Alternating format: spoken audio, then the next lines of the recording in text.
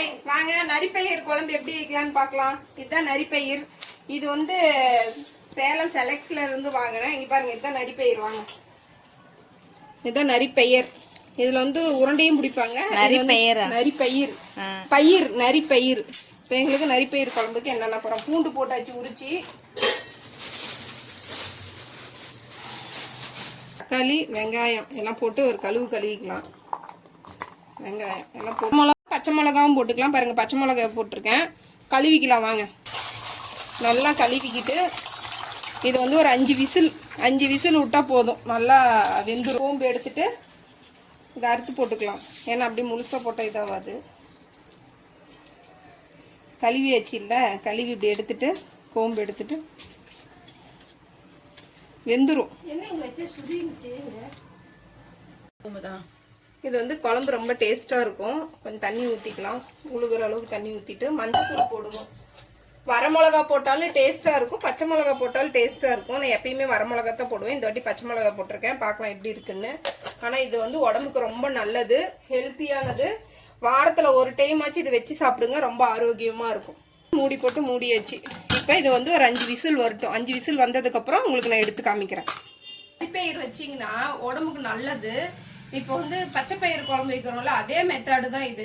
அதே மாதிரி இது செஞ்சீங்கன்னா உடம்புக்கு நல்லது, குழந்தைங்களுக்கு கொடுக்கலாம், கொஞ்சம் ஹெல்த்தியாக இருக்கும். இந்த நரிப்பயிர் குழம்பு எப்பயுமே பருப்பு குழம்பு ஹெல்த்தி தான், ஆனால் இந்த நரிப்பயிர் இன்னும் ரொம்ப ஹெல்த்தி. இதில் வந்து உருண்டை செய்வாங்க.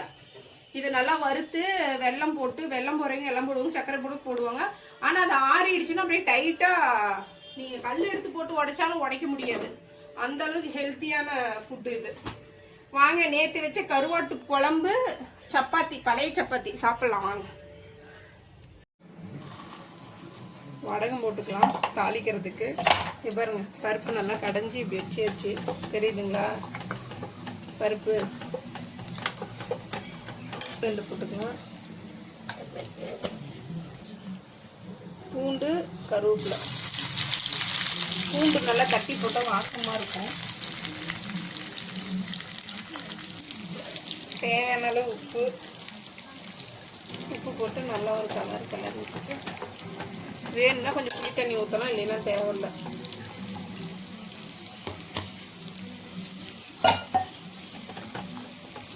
இது கரும்புளி, கருப்பாக இருக்கும் புளி, அதனால குழம்பு கலர் மாறிடுச்சு. கொஞ்சம் புளி ஊற்றினீங்கன்னா தான் நல்லாயிருக்கும். பூண்டு, கருவேப்பிலை, வடகம்.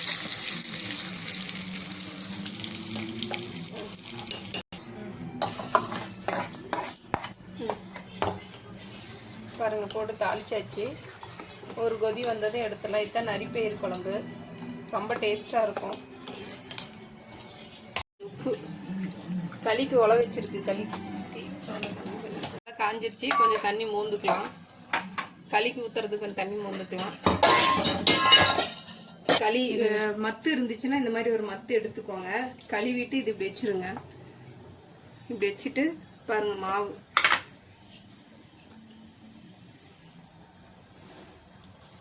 மாவு போட்டுக்கலாம்.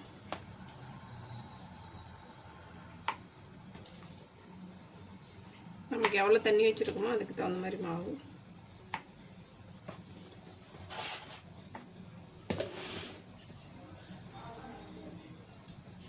நல்லா கொஞ்சம் வேகட்டும், கொதிக்கட்டும். பாருங்கள், இந்த மாதிரி நல்லா மாவு போட்டதும் பொங்கி வரும்.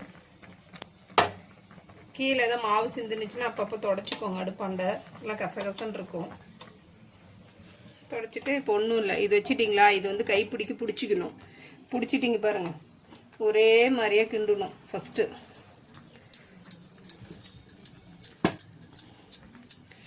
சிம்பிள் தான், ஒரே மாதிரியே கிண்டணும். இந்த மாவை எடுத்து இப்படி கொஞ்சம் தண்ணி எடுப்பப்பா. பச்சைதும் அடுப்பு சிம்மில் வச்சுக்கணும். வச்சுட்டு இப்படி சுற்றி வலிச்சு விட்டுட்டு, இப்போ இந்த சுடு தண்ணி எடுத்து வச்சுருக்கோம் இல்லைங்களா, அந்த சுடு தண்ணி கொஞ்சம் ஊற்றணும். ஊற்றி நல்லா வேகணும்.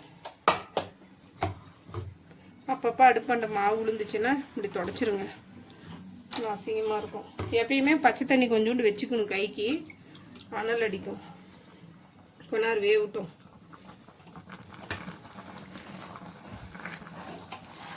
இப்படி கொஞ்சம் மாற்றி மாற்றி கிண்டணும். இந்த பக்கம் 3 வாட்டி, இந்த பக்கம் 3 வாட்டி ஊற்றி வச்சுட்டேன். தெரியுதுங்களா?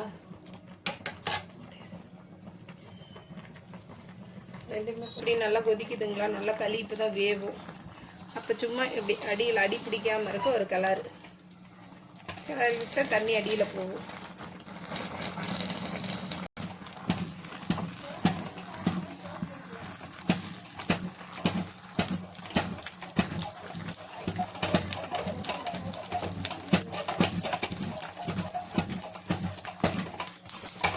பார்த்தீங்கன்னா ஒட்டக்கூடாது கையில். இப்படி தொட்டிங்கன்னா ஒட்டக்கூடாது. எவ்வளோதான் களி கிண்டினது. ஆஃப் பண்ணிவிட்டு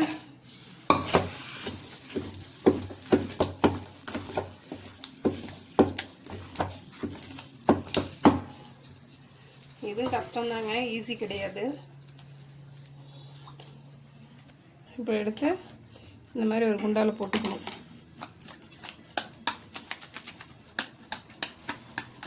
தண்ணி கொஞ்சம் பிசுறு இல்லாமல் இருக்கா தண்ணி தெளிச்சு பாருங்க. களி ரெடி. திருப்பி இந்த குண்டாவை இப்படி கழுவிக்கணும். ஈரப்படாமல். ஈரமாக இருந்தால் தான் ஒட்டாது.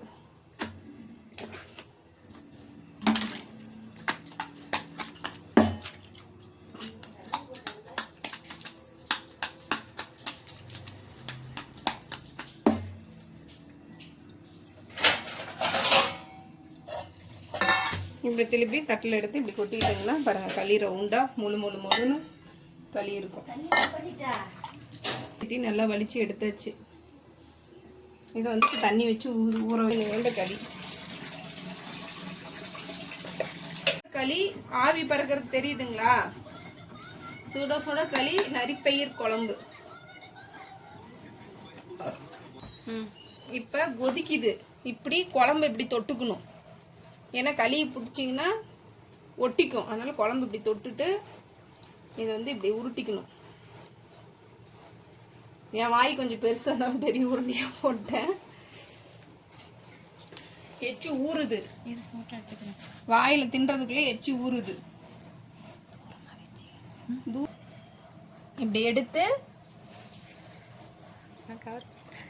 செம்ம டேஸ்ட்டுங்க. நீங்களும் ட்ரை பண்ணி பாருங்க. மறக்காம வீடியோ சப்ஸ்கிரைபர் பண்ணுங்க, லைக் போடுங்க.